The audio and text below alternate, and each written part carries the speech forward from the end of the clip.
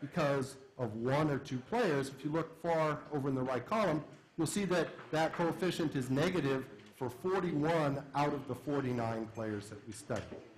Right? So it's a very common effect across all these players. Why does shooting percentage go down? Well, next thing we do is kind of decompose it into two different parts. Does making a shot affect the type of shot you take on your next shot? And how does it affect your performance holding shot type constant? And the answer, where's all the evidence? Where's all the action? The evidence is it affects your shot type. So I want you to read across that top row. You'll see that those numbers sum to 0 because they all represent the change in the probability that you take a particular type of shot having made your last shot. So what this illustrates is settling for the jump shot.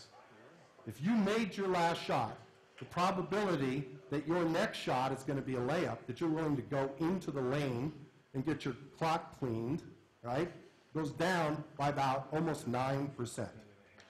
And the probability that you're willing to stand on the far outside and shoot that three-point jumper goes up by 5%. Right? So the shot distribution that you're taking is dramatically affected by what you did on your previous shot.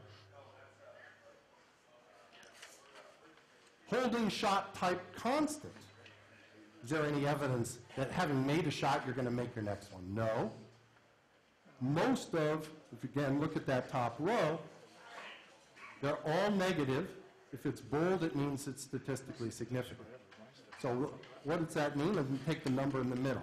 The probability that you make your next two-point jumper, having made your previous jumper, is lower by about 1.7%. So there is also some effect that even holding the shot type constant, the probability you're going to succeed goes down. Okay? Now, we have a conjecture as to why we think that's the case, which is we think you're willing to take, just as this evidence suggests, you're willing to take harder shots. We think that you're more willing to take harder two-point shots.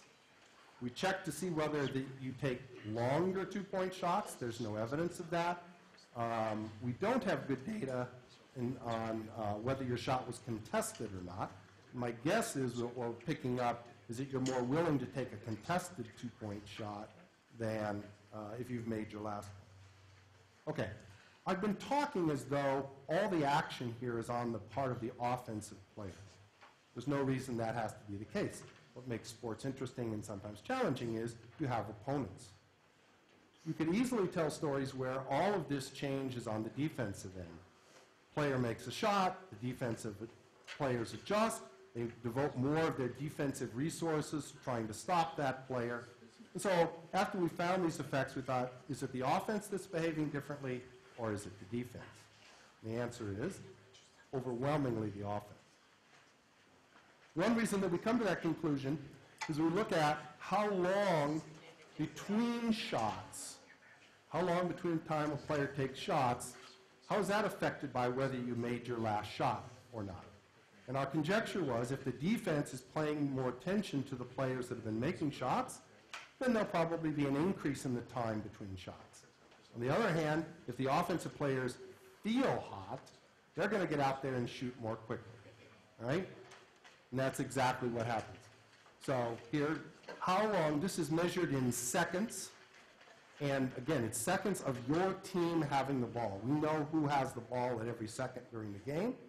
So how much of your team's possession time goes by between shots, okay? And the mean here is like 53 seconds. Our guys shoot a lot. These are Kobe Bryant, Chris Webber guys. They shoot a lot. But if they make a shot, the probability that they have to wait that full 53 seconds goes down. It drops, on average, drops by 9 seconds, right?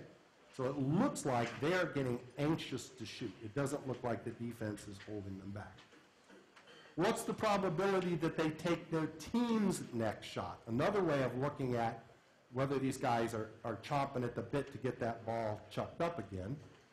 Well, our guys shoot a little more than 20%. They're more than 1/5 of the team, because when they're on the floor, they're the high scorers. So they're shooting almost 28% of the time anyway, but the probability they get the next shot goes up by about 8% if they've made their last shot. Okay? Again, that seems like offense. If it was defense and they were trying to shut you down, making you take hard shots, you would expect that the probability you take your next team shot goes down. And now, this is my favorite slide in the whole bit. How does this result vary by position? Okay? So you'll see at the top, that first one says all positions. That's the drop in 9 seconds between shots for all the players. But look how it varies by bigs, points, and swings. Okay? So if you're Ward and you're playing point guard and you're hot, you don't need anybody else. I remember these days, right? You don't need anybody else to pass you the ball, right? So if you feel hot, you can act on that, right? And if you're me and you're playing under the basket, right, I have to wave at Ward and say, I'm hot, give me the ball, right? And he doesn't do it, right? And that's exactly what you see. For bigs, their shooting time only drops by about 2.5 seconds. And out of our 12 bigs, it's split pretty evenly. 5, their shooting time goes up, right? Hey, big guy, you've had your turn. My job as point guard to take my turn now. I don't really care about you, right? But look at the point guards and the swings. Out of our swings, 26 out of 26, the time went down, right? And it drops by almost 11 seconds. And for the points, it's 11 out of 11 guys, their time goes down, and it's about 12.5 seconds, right? All consistent. There's no reason that if it was the defense, we would expect this effect to be concentrated in the guys who have the ball in their hands, I don't think. And the same type of thing shows up for our next shot. We did try to come up with some hypotheses that we thought would be indicative of defensive pressure causing this. So we looked at how likely you are to get fouled based on what's been happening. And again, consistent with the fact that the defense is not increasing its intensity on you, and you're more willing to stand outside and shoot jump shots because you feel hot, the probability you're going to get fouled actually goes down after you make your last shot. The one piece of evidence we found that showed there might be some effect of the defense on top of what we've uncovered about the offense is what happens to your teammates' ability to score after you make a basket. So the argument would be, gee, if the defense is now concentrating on me because they think I'm able to make baskets, that may leave my teammates open, and that should tend to push up their shooting percentage. And there is a slight effect of that. It's not as strong as the rest of ours. Out of our 49 cases, 30 of them turned out positive, 19 of them negative. You can reject the hypothesis that they're centered around 0. And so it is true that your teammate shooting percentage does go up a little bit by about 1.6%. So there might be some defensive adjustment, but it looks like the majority of it comes from the offensive side. So what do I think we found? There is no evidence of a hot hand. There's no evidence, even after you control for shot types, that once you make a shot, that there's any and every time an announcer says, "Whoa, he's really hot, he's going to make the next one," you know better, right? Chances are whatever that person's average shooting percentage is, that's the probability they're going to make their next one. Except for the fact that they may adjust the type of shot that they take. They may start taking more difficult shots, and as a result of that, the shooting percentage will go down by about 3.5 percentage points. How big is that? Well, this is a very extreme version. If everybody on the team exhibited this kind of heat check, I actually, one of the fun things about working with Yao is I have access to people that I didn't have access to before.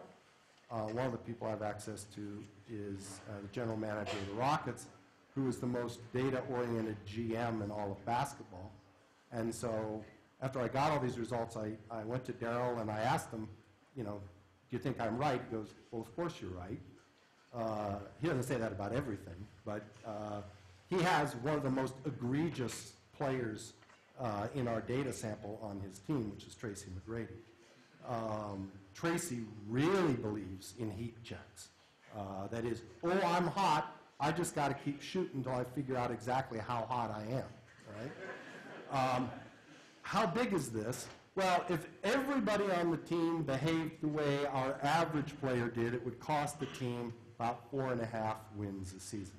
Now, that's high. I don't think most role players feel that they're entitled to heat checks the way our stars do. So I think the actual effect in the game is much smaller than that. One of the people that I'm most impressed with, I will say, that I've met is the guy who does the statistical analysis for the Celtics. His name is Mike Zarin.